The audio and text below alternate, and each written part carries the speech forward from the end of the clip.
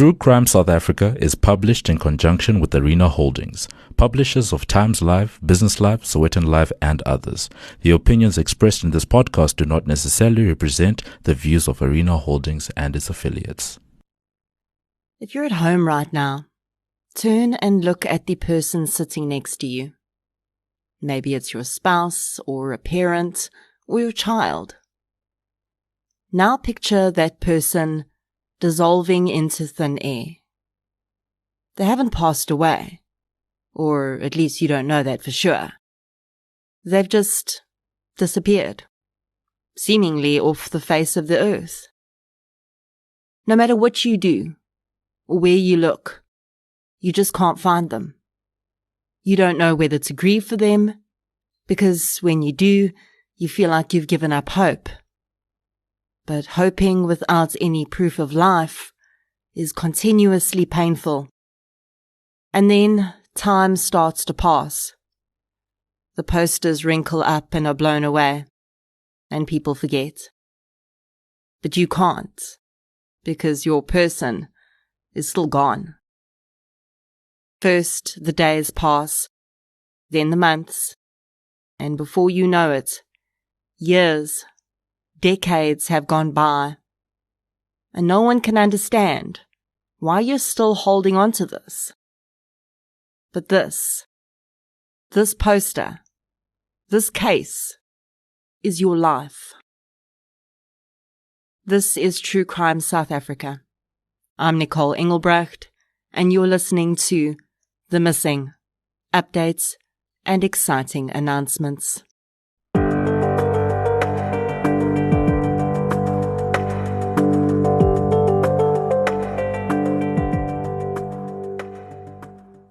Today's episode is going to focus solely on missing person cases, and specifically the ones I've covered on this podcast before.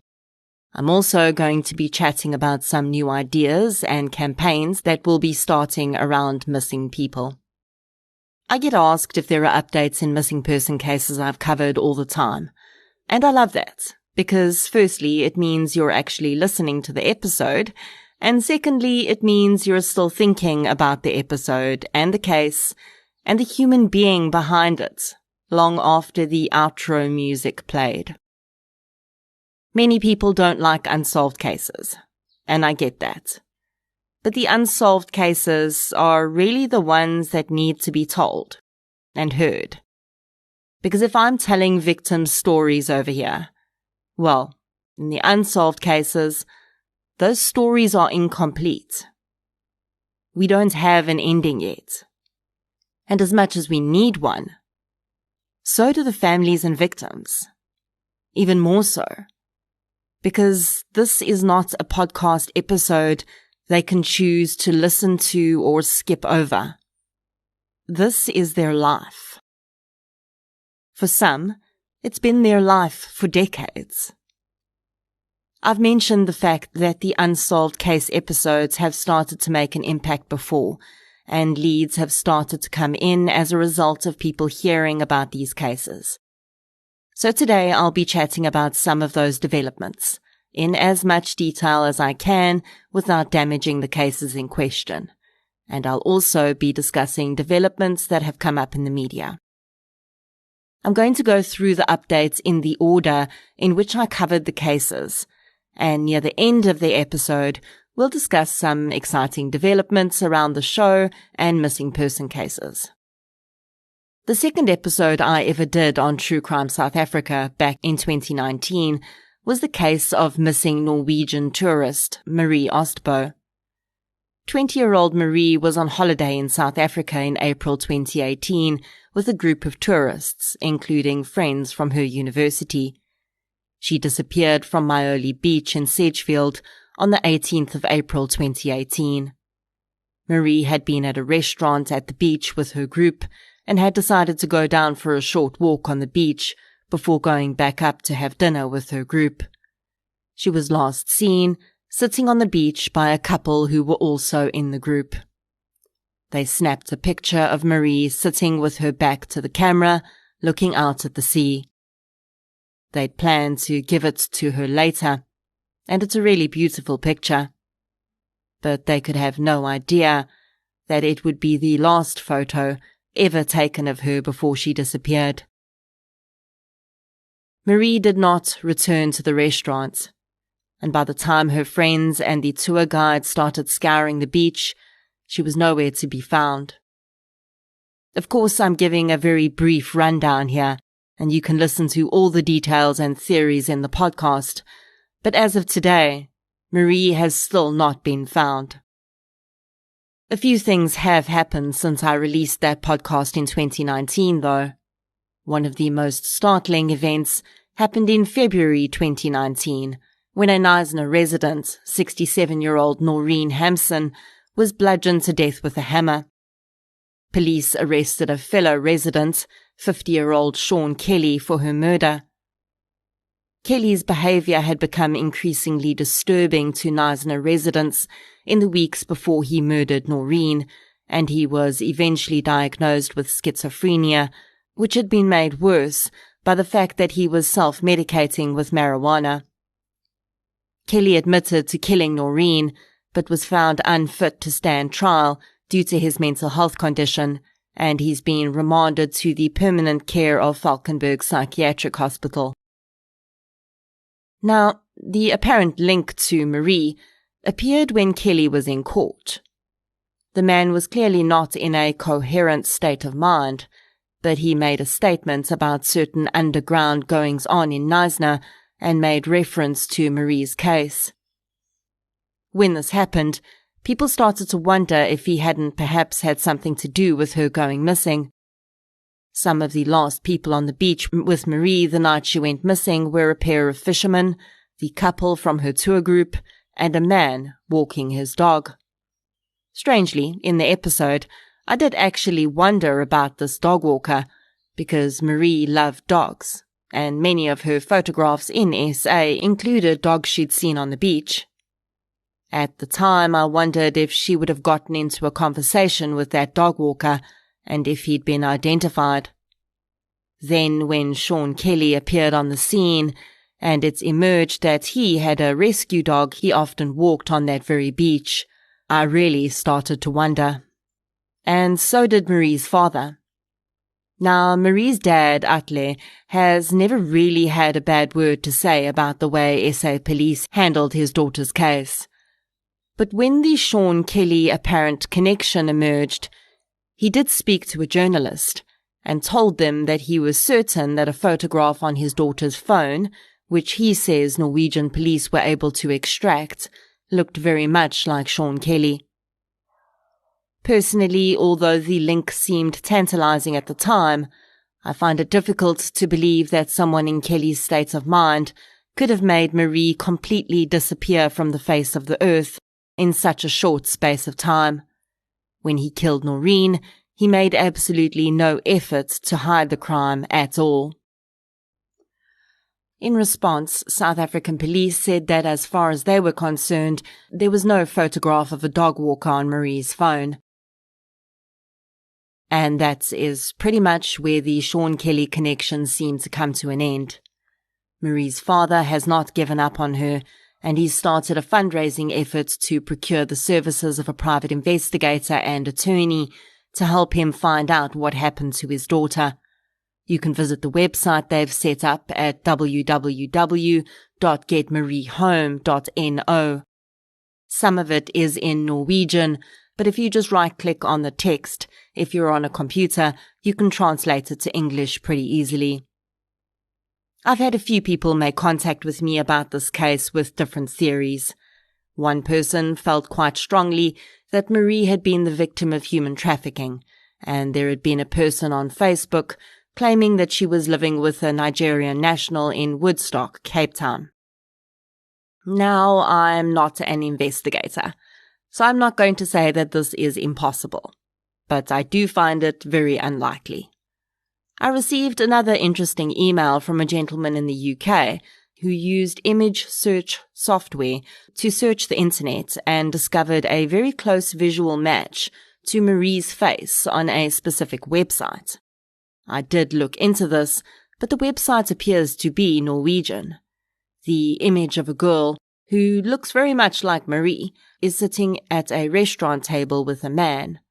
There is no date on the photo, but I do believe it was taken before she went missing. Then on the 18th of July 2021, a woman walking her dog on Maioli Beach was attacked. The man dragged her into the bushes nearby, assaulted her, and robbed her of her dog, personal belongings, and fled with her car.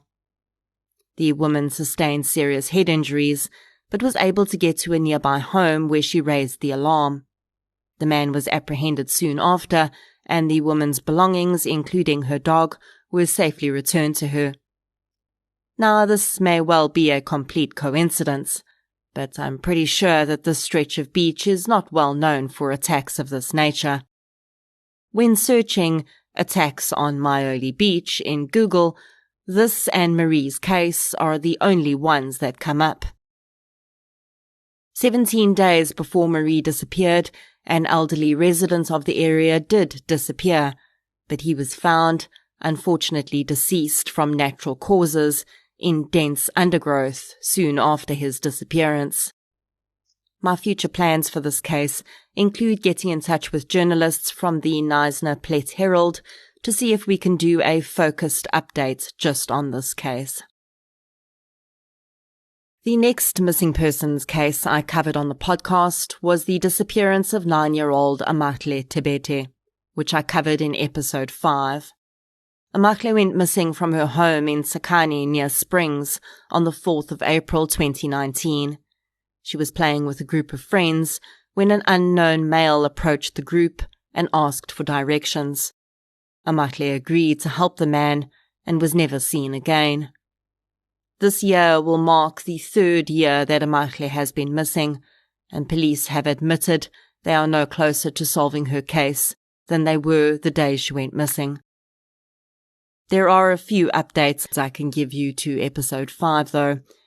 In the episode I mentioned that a serial rapist who'd been active in the area at the time had been mentioned as possibly being involved in Amahle's disappearance. Today I can tell you that this possibility has been completely ruled out. Thankfully the man in question has been arrested and he has been charged with multiple counts of rape, but he had no involvement in Amahle's case. Also in the episode, I went on one of the side quests that would eventually become a habit for me, in that I wondered why we don't have a rapid reporting system for missing children in SA, like the Amber Alert system in America. My words were barely cold when SAPS did indeed come up with something similar. Their system works through social media, and although I do think it could do with some refinements and definitely a greater reach, it's a starting point no less. I met quite a few interesting people through Amahle's case. One was a phenomenal young woman who I call a victim's advocate, although she probably wouldn't call herself one. Tobeka Gigaba, or Tobeka Felicia as she goes by on social media, is a human rights blogger, writer, anti-trafficking activist, and all-round amazing human. And she's been on Amahle's case pretty much from day one. She works closely with Amahle's mom, who struggles significantly to speak with the media and has continued to push for Amahle's case to be made a priority. Another group I came into contact with around this case is the One Strong Voice Foundation, who has also done amazing work around this case and continues to work with other individuals and organizations to raise awareness around Amahle's case. The next missing person case I covered on the podcast was the disappearance of Eugene Zane Nell in episode 38. Zane went missing from his home in Kempton Park on the 2nd of March 2016. I spoke to his sister Melanie for the episode, and this was one of the first encounters I would have with the sibling of a missing person who'd spent a huge chunk of their lives looking for their loved one. Melanie created a Facebook page for her brother, and from her home in New Zealand, she spent a huge amount of time trying to chase down leads and discover what has become of her brother. I know that after the episode was released, Many people reached out to Melanie and offered support and asked questions. This resulted in social media being abuzz with Zane's name for quite some time, but unfortunately, no concrete information came from it at that time. A local psychic who posts her findings about cases on Facebook reached out to Melanie after being asked by a member of the public to do a reading on the case. The woman mentioned that she believed Zane had had a medical event on the day he went missing and had later passed away in hospital. Although Melanie states unequivocally that she does not put much stock in psychics, she did attempt to follow this through by contacting the hospital mentioned, but the staff there were unable to assist with records from 2016. As I mentioned in Zane's episode, the difficulty of not knowing what has happened to her brother has weighed immensely on Melanie, and she recently expressed to me that she's needed to take a step back from actively searching for a while. I can fully understand this. Every time a family member of a missing person has to tell their story again, it completely drains them. It's like reliving the horror. When you have a missing loved one, you're in a constant state of action. When you aren't actively searching, you feel like you're letting them down. But you also need to just be able to get on with the business of living. Today, I am able to share some exciting news with you, though.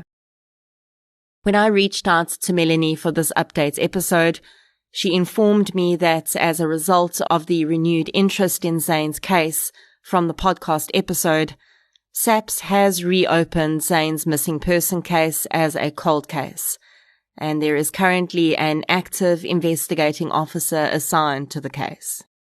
I have reached out to this IO, and if I'm provided with any information that I'm able to safely share about the progress, I will do so. And really, this is the goal, or at least part of it. You and I are not going to necessarily solve these cases, but SAPS can, and by getting their attention, we can help move that forward. And together, we've done just that. So thank you, True Crime South Africa listeners. In episode 40 of True Crime South Africa, I covered the case of missing Dawn Byrne. Dawn went missing 18 years ago while on a camping trip with her brother and friends. Her case was featured on the first season of the television program Vermis. For this episode, I chatted with Dawn's best friend, Alicia Tizen, and it was Alicia that introduced me to another common character in the missing person saga, the best friend for life. In many of the missing person and violent crime cases I would cover going forward, I found similar people to Alicia. Cases where, for whatever reason, the victim's family was unable to be close to the case or simply no longer alive, and a best friend had taken up the mantle for the victim in question. Dawn had a difficult family life, and although she was close to her two brothers, sadly one of her brothers has passed away since she disappeared, and the other brother lives overseas, so Alicia became Dawn's main advocate. There are unfortunately no updates in Dawn's case, but I do have a few ideas.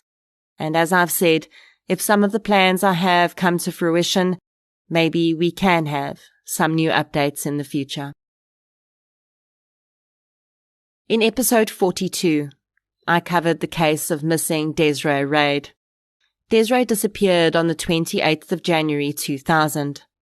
3 years after her disappearance, phone calls were made to family members by a woman who they believed was Desiree.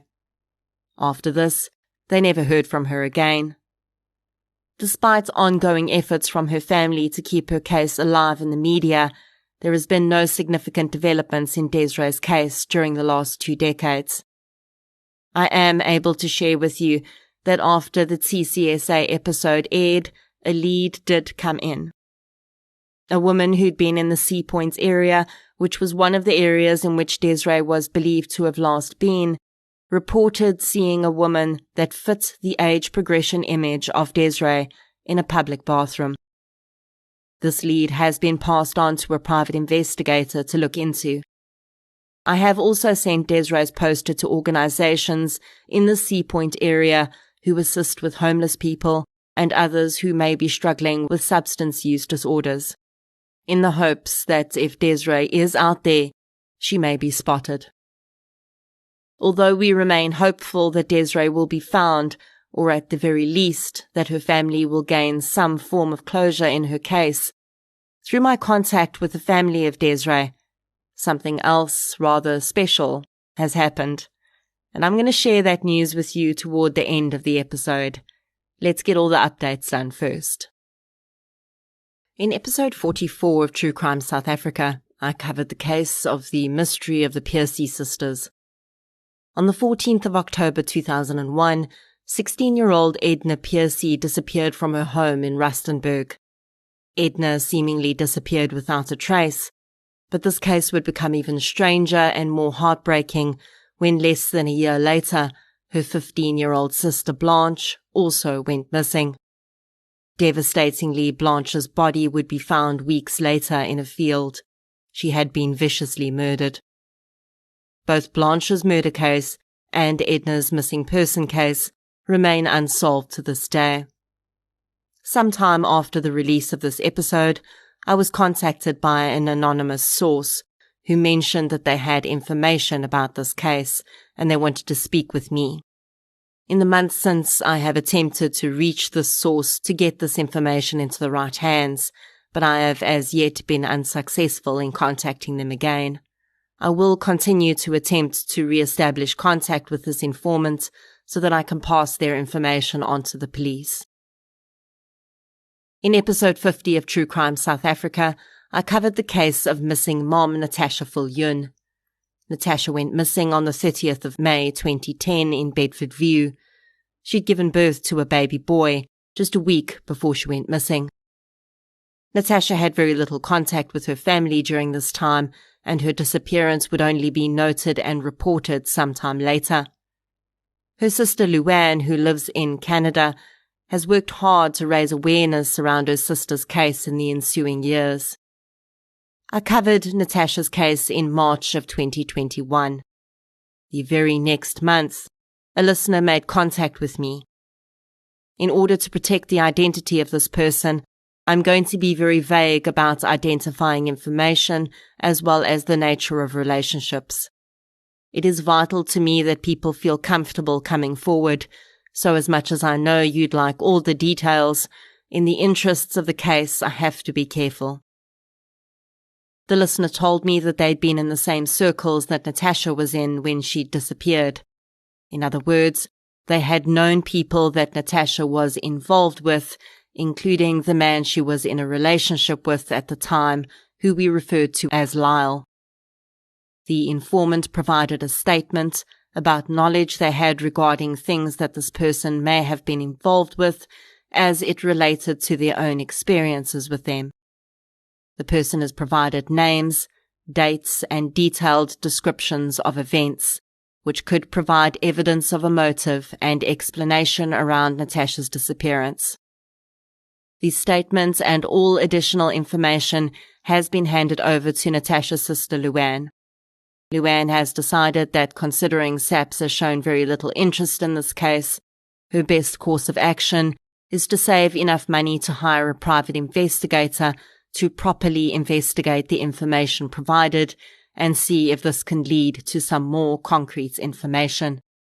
It is possible that Luann will set up a fundraising platform for this purpose in the near future, and if she decides to do so, I will share the info with you. I'd like to share with you that this informant said something really important to me when they first made contact. They said that this information had been in the back of their minds for many years. But when they listened to the podcast episode about Natasha, heard her daughter and sister speak, and found out more about who she was as a person, they felt that they could no longer remain silent. And this is the power of what we, you, listener, and me, are doing here on this podcast. If I ever felt that I was just talking into a void, and we were making no impact other than gathering downloads, I definitely will never think that again. People are listening. The right people are listening, and they're taking action to move these cases forward. What more could I actually ask for?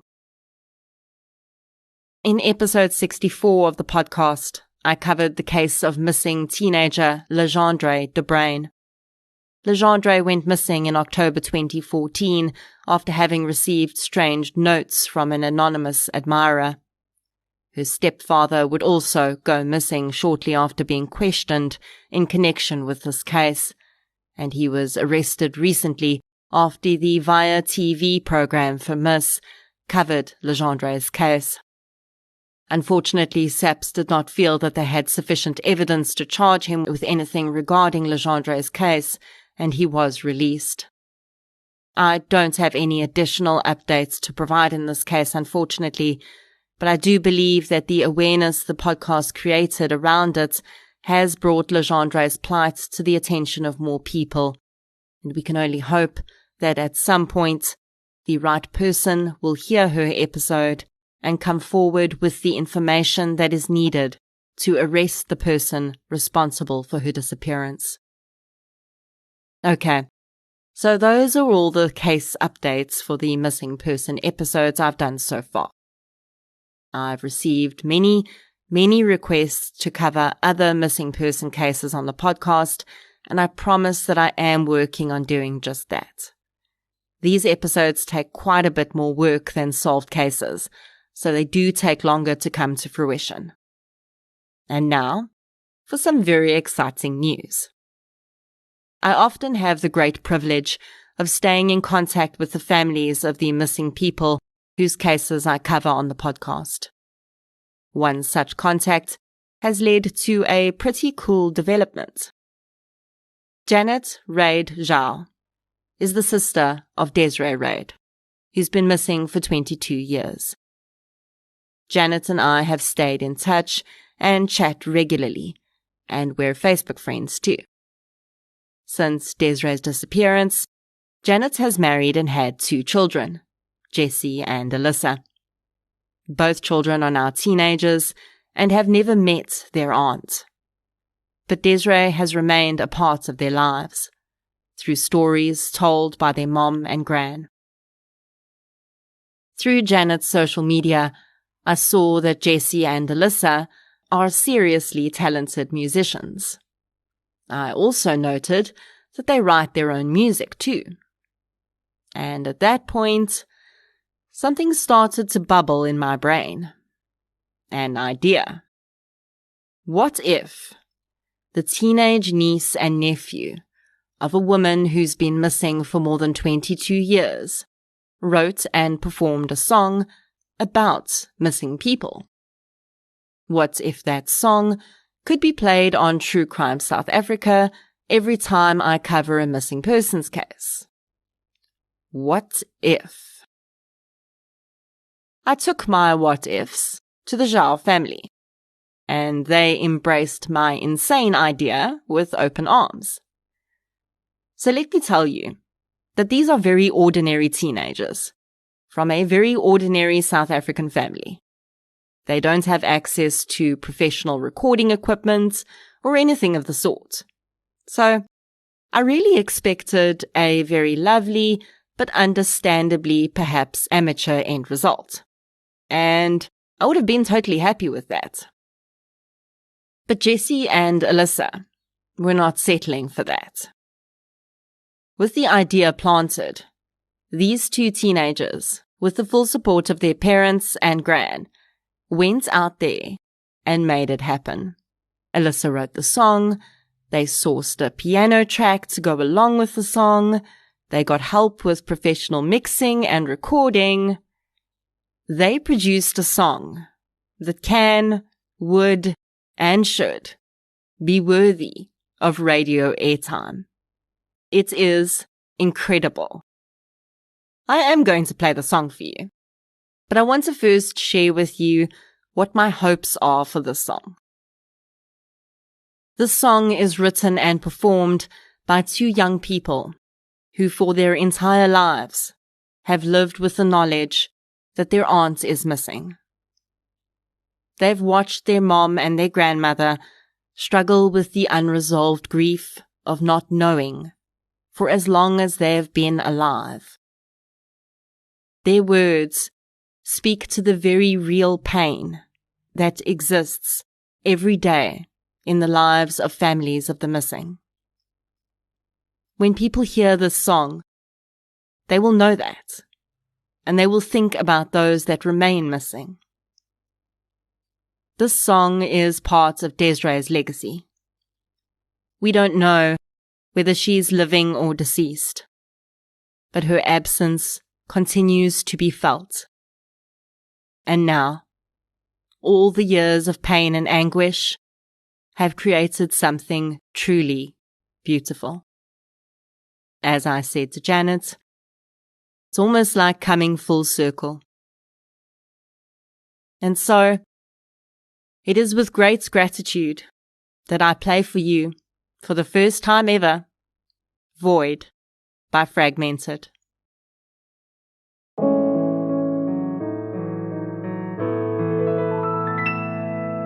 Eyes as deep as in the ocean, and I miss your every motion. I miss your contagious smile. I'll be missing you all the while.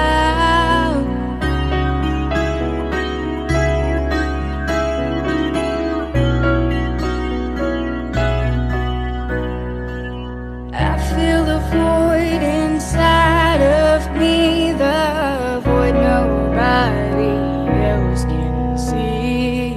I still hear all your laughter. I remember you after all my pain is so severe.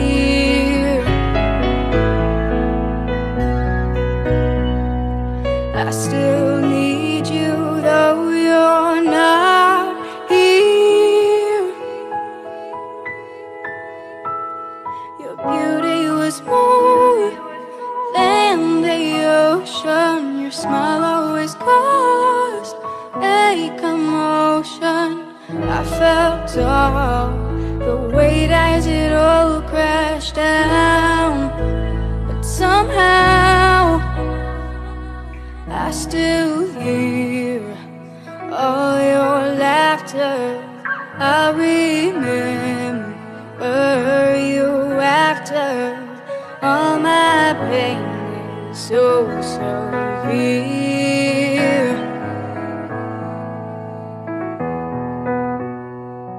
I wish upon a star that you could be here.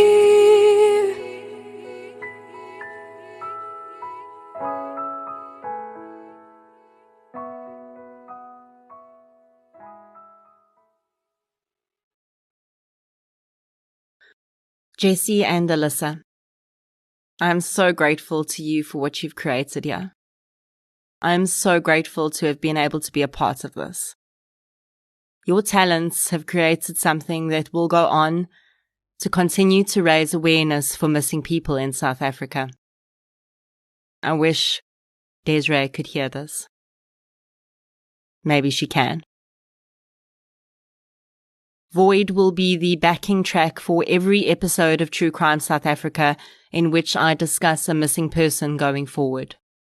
I've set up a Bandcamp profile for the song, and you can support Jessie and Alyssa's amazing talent by heading over there and purchasing and downloading the song. They've also put together an official music video for the song, which is just as amazing, and it's available on YouTube. I'll link that and the song's download link in the show notes. The Zhao family have embraced the release of the song and the commemoration of International Missing Children's Day by handing out green ribbons and QR code links to the podcast at Alyssa's school. I am so immensely grateful to this family for how they just ran with this crazy idea of mine and turned it into an absolutely beautiful series of events.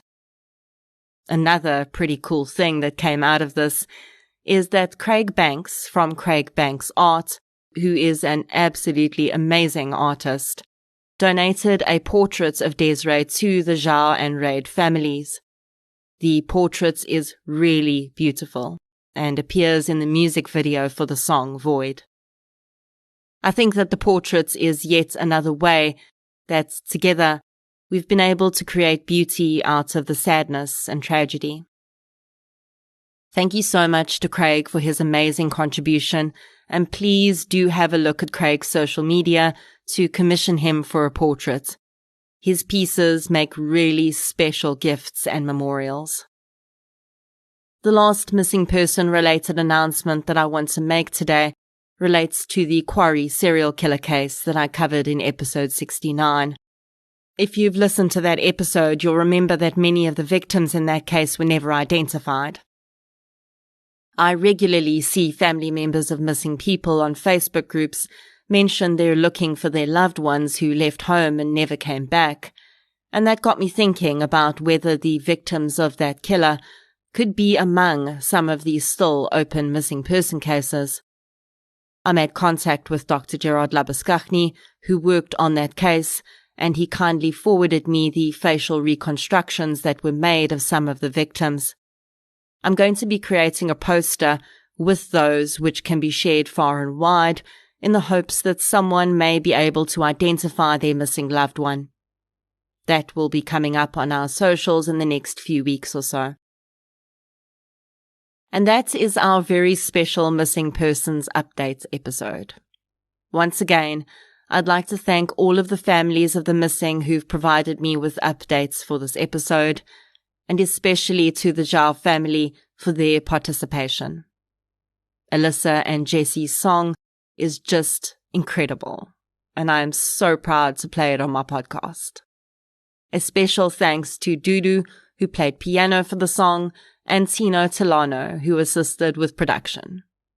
Thank you to Craig Banks for his beautiful donation of Desiree's portrait, and thank you to you, True Crime South Africa listener. Because in case you haven't figured it out yet, all of these positive updates and beautiful things being created are because of you. Because you listen, and you care, and you share. You make all of this possible. Thank you. And yes, in case you're wondering, I am going to play you out with Void by Fragmented, because, well, I just can't listen to this song enough. Enjoy the song, please share, and let's help find the missing.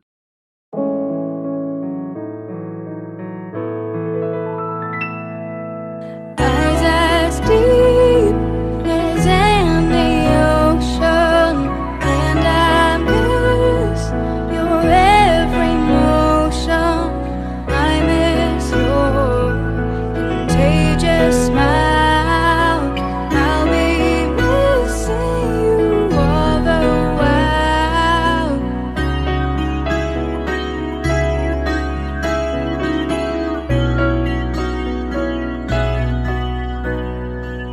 I feel the void inside of me, the void nobody else can see.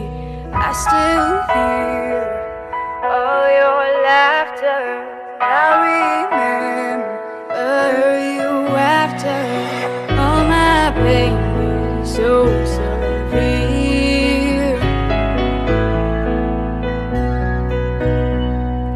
I still need you, though you're not here. Your beauty was more than the ocean. Your smile always caused a commotion. I felt all the weight as it all crashed down, but somehow I still hear all your laughter. I remember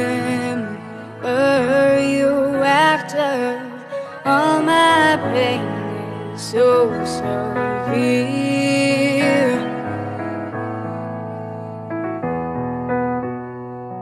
I wish upon a star that you could be here.